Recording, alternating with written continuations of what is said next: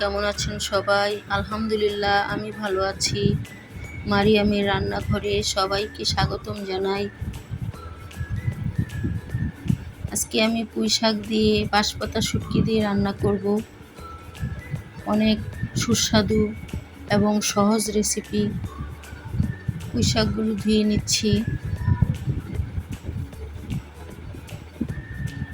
যারা যারা এই রেসিপিটি এখনও খাননি তারা একবার ট্রাই করবেন, আঙ্গুল চেটে পুটে খাবেন। অনেক মজা হয়েছিল রেসিপিটা। চুলায় একটি কড়াই বসিয়েছি। কড়াইয়ে পরিমাণ মতো তেল দিয়ে দিলাম, পেঁয়াজ রসুন দিয়ে দিলাম। এখন এগুলি হালকা ভেজে নিব।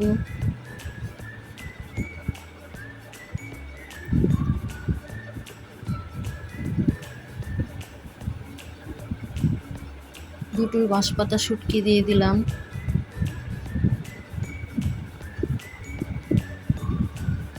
এখন এখানে পরিমাণ মতো লবণ দিয়ে দিব। তারপর ভালো করে ভেজে নিব সবগুলো একসাথে মিশিয়ে। যারা যারা ভিডিওটি এই পর্যন্ত দেখেছেন একটা লাইক দেননি, দয়া করে একটি লাইক দিয়ে দেন।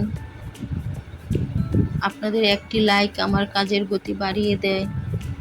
আমি অনেক উৎসাহিত হই। মানুষের কাছে আমার রেসিপিটি পৌঁছানোর সুযোগ করে দেন। আমি এখানে 1 চামচ হলুদ, 1 চামচ ধনিয়ার গুঁড়ো ও 1.5 চামচ মরিচের গুঁড়ো দিয়েছি। এখন এগুলো সবগুলো উপকরণ একসাথে মিশিয়ে কষিয়ে নেব। সামান্য পানি অ্যাড করব।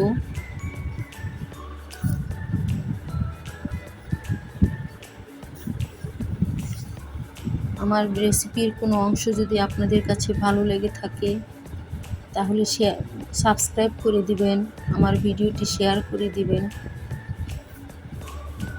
বেল আইকনটি অন করে রাখবেন যেন পরবর্তী ভিডিও দেওয়ার সাথে সাথে নোটিফিকেশন পেয়ে যান। একটু বেশি পরিমাণে পানি দিয়ে কষিয়ে নিচ্ছি, কারণ পরবর্তীতে শাক দেওয়ার পর আর কোনো পানি অ্যাড করব না।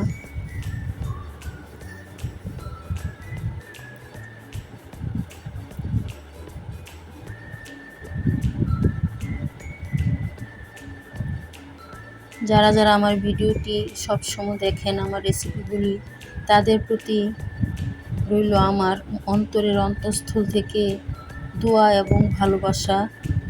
আমি আপনাদের সবার প্রতি অনেক কৃতজ্ঞ।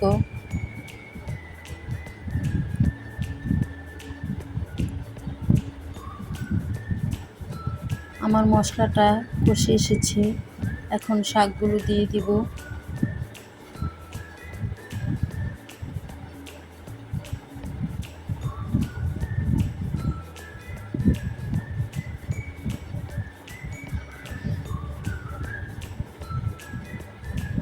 একটু পানিতে ভিজিয়ে রেখেছিলাম শাকগুলো। আমি অর্ধেক শাক দিয়েছি, বাদবাকি পরে দিব। মশলাটা যেন তলায় লেগে না যায় সেই জন্য একটু নাড়াচাড়া দিয়ে নিচ্ছি।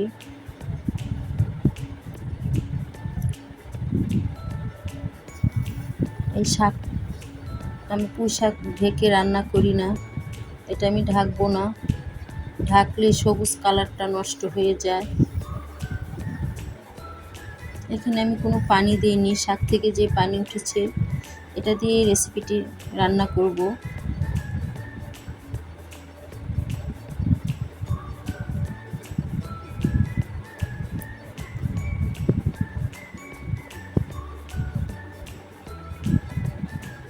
সবাই ভালো থাকবেন, আমার জন্য দোয়া করবেন।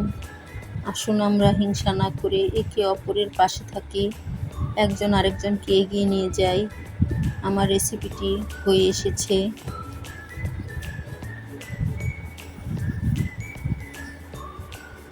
কেমন হয়েছে আজকের রেসিপি জানাবেন সবাই।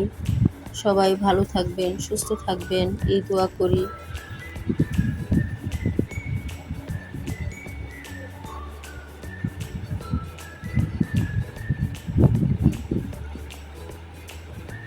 আল্লাহ হাফেজ।